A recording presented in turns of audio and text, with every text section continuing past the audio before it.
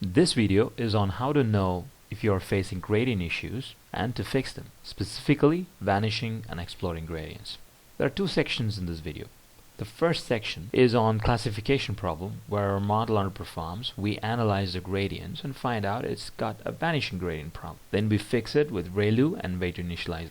The second section, we cover regression data. We build a naive model, and then we face exploding gradient problem. Following that, we fix the exploding gradient problem with gradient normalization. So let's look at the section 1, which is vanishing gradients. Let's define vanishing gradient. During the backpropagation, when the gradient value is very close to 0 or is 0, they provide no significant update to the weights, which causes the weights to be stuck and thus our learning also to be stuck in suboptimal zones.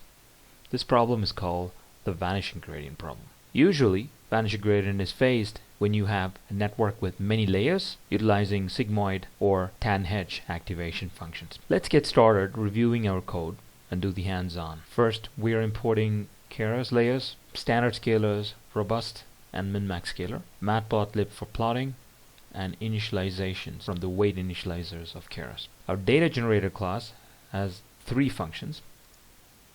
It takes as input whether the problem is a regression problem or a classification problem. Depending on that, it's going to generate as the data. It also has the number of features and the total number of data points you need to be generating. The train test split utilizes NumPy's ND array indexing to split the data into training and testing, and a plot function is given for plotting the generated data. We're going to be generating 10,000 data points with two classes. So in case of regression problem, it is two features. In case of classification, it is two classes. And here is the output that we get from our data generator. The first one is on the regression problem. These are the data points we've got generated. And the second one is for the classification. And this is a well-known make circles data set from sklearn. The architecture we're going to use for solving the classification or a regression problem is going to be the same. It has three layers. The first one is the input layer with 50 neurons. Second one is the hidden layer with 20 neurons. And the third one is a 1 neuron output layer. For the classification example, we will be using binary classification, which means only one neuron is sufficient. But if you're going to do an n-class classification, then you might want to change the architecture here. From a regression point of view, the architecture stays the same because the last layer's output is the predicted value of the regressor. The naive model class supports model compilation for both regression using mean squared error or compiled with binary cross entropy for classification problem. The build sequential function by default uses Relu activation, but you may be able to override the layers to use tanh activation. Additionally, this class has functions for calculating gradients from our trained model. The fit function fits the model. Both the training and the validation data are being passed inside as train x, train y, and test x, test y is used for the validation. We are evaluating the model and storing in the MSE,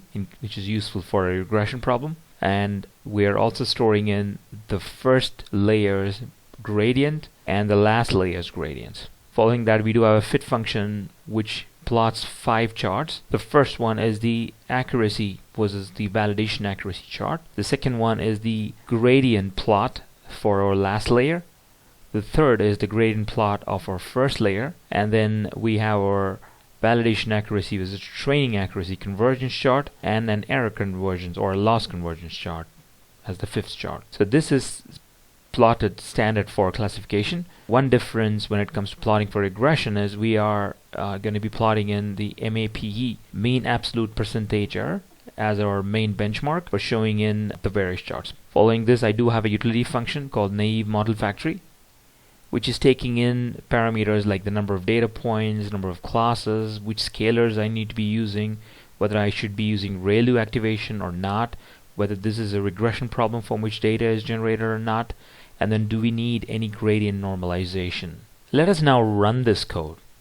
We are going to be generating 10k data points over two classes, and we are using standard scalar for the scaling of the data. We are not using any scaling for target variable. We are not using Relu initially in the architecture, and this is a classification problem.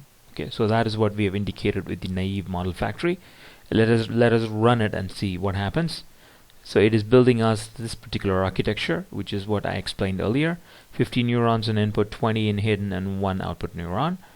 And now we have 5 charts in front of us. Let's understand these charts. Once we run the model and plot the results, we see that the overall accuracy is about 51%.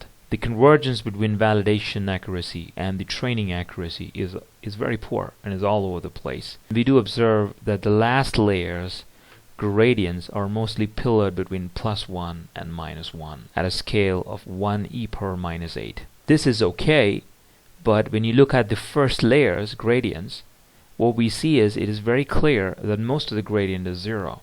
And this is a very clear sign that during the propagation from the last layer to the first layer, we have had majority of the gradients vanish, and thus they have all become 0. This is the sign of a vanishing gradient problem. With vanishing gradient, we do expect the learning to get struck, and which is what has happened here in this oscillating intervals of 49 to 51%. Remember, a random model is expected to give us about 50% accuracy. To fix this problem, we are going to include Relu activation and also weight initializers.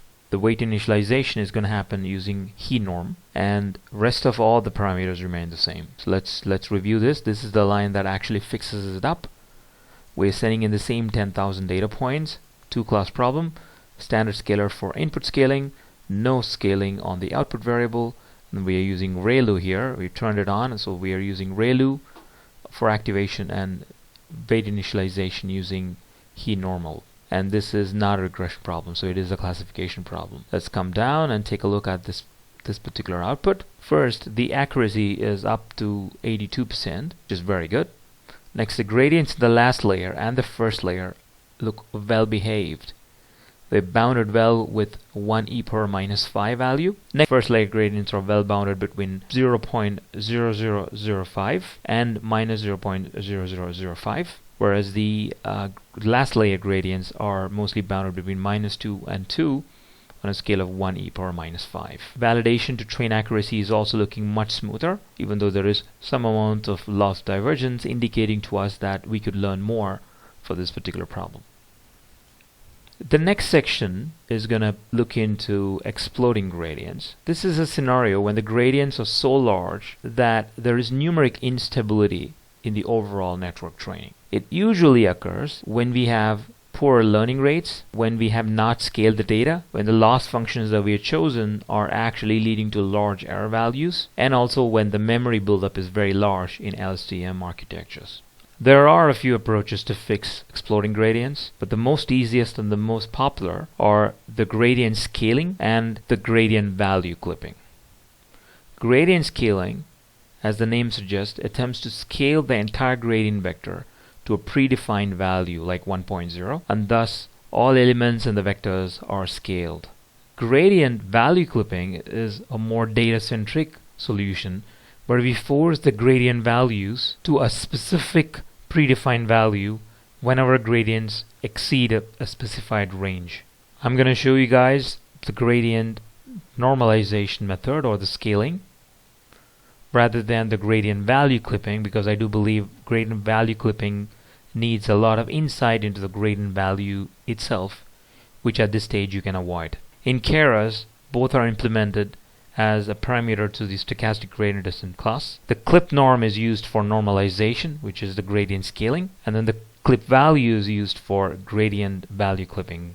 Let's now see the results for a regression problem without scaling the data. So we've not scaled both the input and the output, and we are also not requesting the gradient clipping to happen. This is a regression problem. We are requesting the data generator to generate 10,000 data points for 2 features. Let us see the result. The first model generated. The model itself remains the same. It's a 50 neuron input layer, 20 neuron for hidden, and 1 neuron for the output. But we do see one thing very clearly, is that the MSEs are all NaN values. And none of these charts are populated because many of the gradients are also non-NaN values. This is a very clear indication that we have had explosion of gradient. Let us now see the output for gradient scaling method, which is the second line here, where we have done everything similar. We are still using Relu. It's a regression problem. We have not scaled the data itself, but we are going to be using the gradient normalization. First, we see the numeric instability with large gradient value is no more present. The convergence of MAPE versus validation MAPE is also smooth, which is out here. And the last layer gradient and the first layer gradient both are looking healthy, which means we don't have a gradient vanishing nor a gradient exploding problem here. The first layer is bounded with 0.00005 plus and minus. That's the range it's bounded. The last layer gradient is also looking very healthy, and also the loss convergence chart. So this particular output is a very clear indication to us that the numeric instability with gradient explosion, which we saw in the previous charts, has been resolved. That's all for this video. I hope to see you in the next video.